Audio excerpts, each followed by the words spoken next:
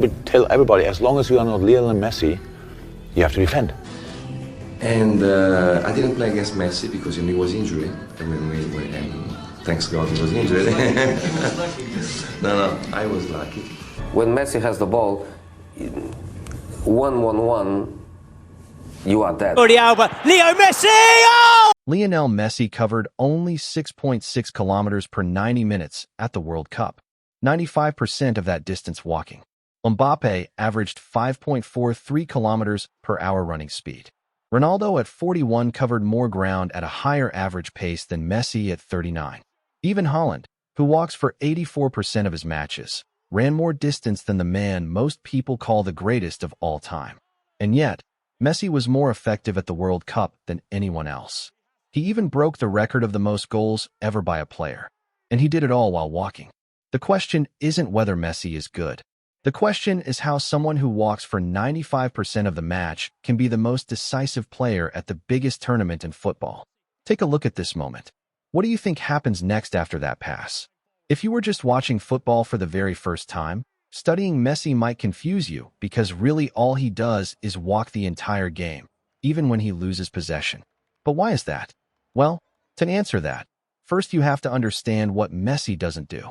Messi is not the kind of player that presses the opposition's build-up well, at least not like he used to. He doesn't make recovery runs to help the midfield. He doesn't sprint into channels to stretch the back line. He averages 4.58 kilometers per hour running speed, the lowest of any star forward at this World Cup. In fact, he's only made 69 sprints across the tournament. Mbappe has 109. Ronaldo, who's older, had 97. Even Haaland, who everyone criticizes for disappearing, has 81. Out of 618 outfield players with at least 90 group stage minutes, Messi ranked 618th in distance covered per 90, dead last. Fewer meters than center backs, defensive midfielders, even some goalkeepers who came up for corners. His SofaScore rating in touches, duels, and defensive contributions was lower than forwards who haven't scored half his goals. By almost any metric, that isn't goals or assists, Messi lost to his direct competitors.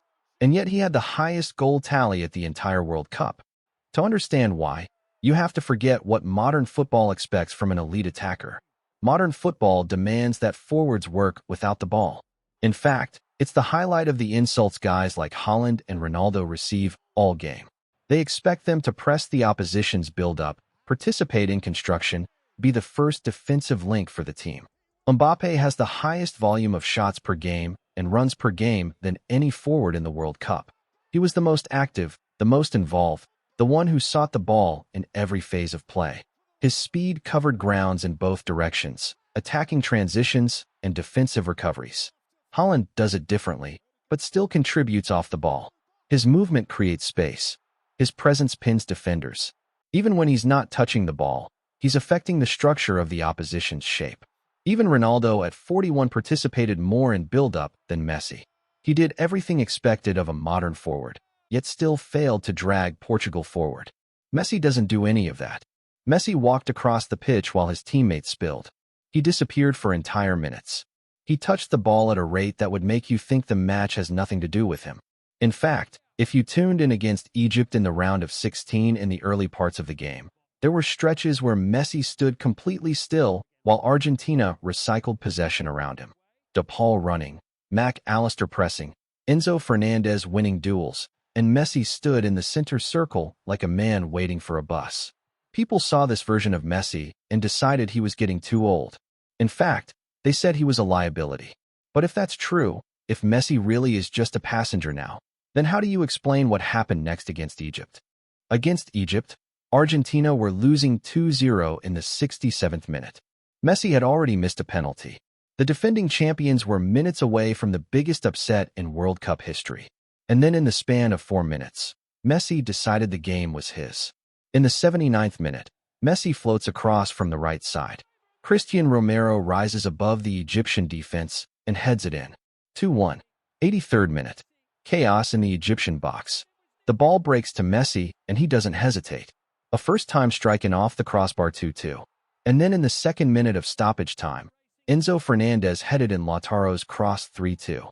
Argentina became the first team in World Cup history to win a knockout match in regulation after trailing by 2 goals in the 75th minute. That wasn't an accident. It was the same pattern Messi repeats match after match, tournament after tournament.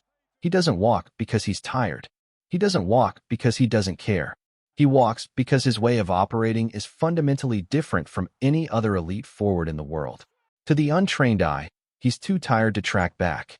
But what Messi does on the pitch while he walks is what the eye doesn't see in the highlights. Reading the space, identifying where the ball will arrive before anyone else knows. Positioning himself in the exact zone without activating the tracking mechanisms that running players trigger. But don't take my word for it. Listen to Guardiola. And he knows exactly what's going to happen. But his head is always like this. He's always moving. Here's the tactical key that explains everything.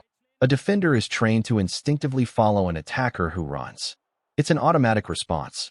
Movement activates tracking. When an attacker walks, when he appears to have removed himself from the play, that mechanism relaxes. The defender doesn't cancel the mark entirely, but he softens it. He assumes the danger is somewhere else. And in the moment the ball enters the final third, Messi is already where he needs to be, a half a step ahead of the defender who wasn't fully committed to following him with just enough space to receive, turn, and create before anyone can correct the error. The last 2 players to score, complete 5+ dribbles, and create 5+ open play chances in a single World Cup match were Messi in 2026 and Diego Maradona against Belgium in 1986.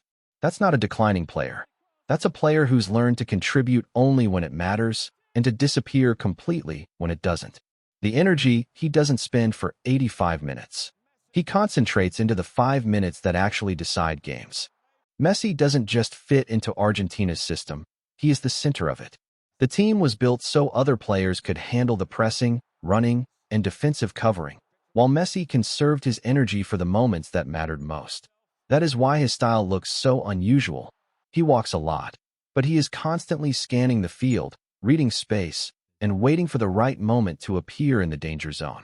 That also explains why his numbers can look so different from other elite players. He may cover less distance than many forwards, but his impact comes from efficiency, not volume. In big tournaments, especially when space is tight, that kind of intelligence becomes more valuable than constant movement. Messi's ability to arrive in the right place at the right time is what makes him so decisive, even without doing the most running. His tournament records make that even stronger. He scored in 9 straight World Cup appearances, and he finished as one of the most productive players in the tournament despite not ranking near the top in distance covered. That combination of record-setting output and minimal running is what makes his World Cup story so unique. It shows that his greatness comes not from doing more, but from doing the right things at the right moments.